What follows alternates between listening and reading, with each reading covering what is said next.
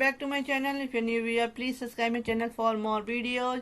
आज की जो ब्रेकिंग न्यूज है वो ये है कि अनअकैडमी, बायजू, आईएएस, दृष्टि, ऑलमोस्ट 20 कोचिंग सेंटर पे जो है, कोचिंग संस्थान पे है जो जुर्माना लगाया गया है, क्योंकि इन्होंने भ्रामक विज्ञापन को लेकर जांच के दायरे में आ गए हैं। ये अनअकैडमी, दृष्टि, एआई, आईएएस समेत 20 कोचिंग सेंटर। तो देखते हैं पूरी रिपोर्ट क्या है। तो केंद्रीय उपभोक्ता संरक्षण प्राधिकरण सीसीपीए भारतीय प्रशासनिक सेवा आईएएस परीक्षा की तैयारी कराने वाले कुछ कोचिंग संस्थाओं के खिलाफ यह जांच कर सकता है। आईएएस कोचिंग संस्थाओं पर जानबूझकर अपने विज्ञापनों में अहम जानकारी छुपाने और प्रतियोगी छात्रों के सामने भ्रामक दावे पेश करने जैसा आरोप लगा है। इसमें देश में कोचिंग संस्थाओं द्वारा छात्रों को आकर्षित करने के लिए विज्ञापनों में किए गए जाने वाले भ्रामक दावों को लेकर अब सरकार सख्त रुख अपनाती नजर आ रही है। इस संबंध में फिलहाल देश के तमाम आईएएस कोचिंग संस्थाओं से शुरुआत की जा रही है। सामने आ रही खबरों के अनुसार सरकार की ओर से एक बड़ी कार्रवाई के तहत केंद्रीय उपभोक्ता संरक्षण प्राधिकरण सीसीपीए भारतीय प्रशासनिक सेवा आईएएस परीक्षा की तैयारी कराने वाले 20 कोचिंग सेंटरों के खिलाफ विज्ञापन में भ्रामक दावों और परीक्षाओं में टॉपर्स रहे अभ्यर्थियों की तस्वीरों के अनुचित इस्तेमाल को लेकर जांच शुरू करने जा रही है।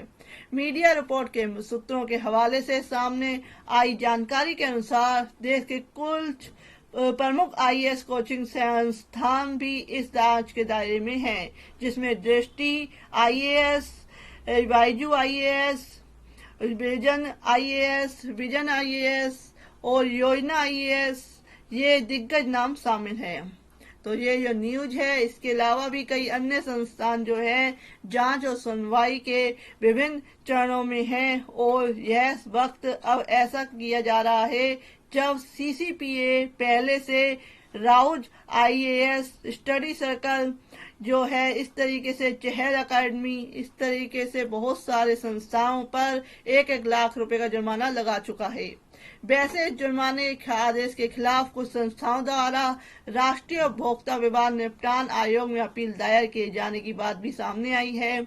कुछ ने इस नोटिस के खिलाफ स्थगन का आदेश भी प्राप्त किया है।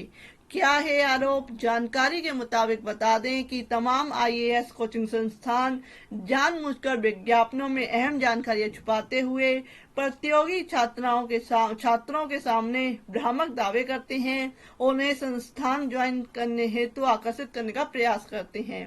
होता यह है कि यूपीएससी जैसी प्रशासनिक सेवाओं में चयनित उम्मीदवारों में विभिन्न विषयों और प्रारंभिक मुख्य परीक्षा या इंटरव्यू आदि के लिए अलग अलग संस्थानों ने कोचिंग ले ली है, लेकिन चयन के बाद तमाम संस्थान स्पष्ट रूप से यह नहीं बताते कि जिन उम्मीदवारों की तस्वीर का इस्तेमाल कर रहे हैं उन्होंने संस्थान में किन पाठ्यक्रमों की पढ़ाई की है, जबकि वास्तविकता यह होती है कि अधिकांश रैंक धारकों ने इस कोचिंग संस्थान से केवल मॉक इंटरव्यू ही दिए होते हैं।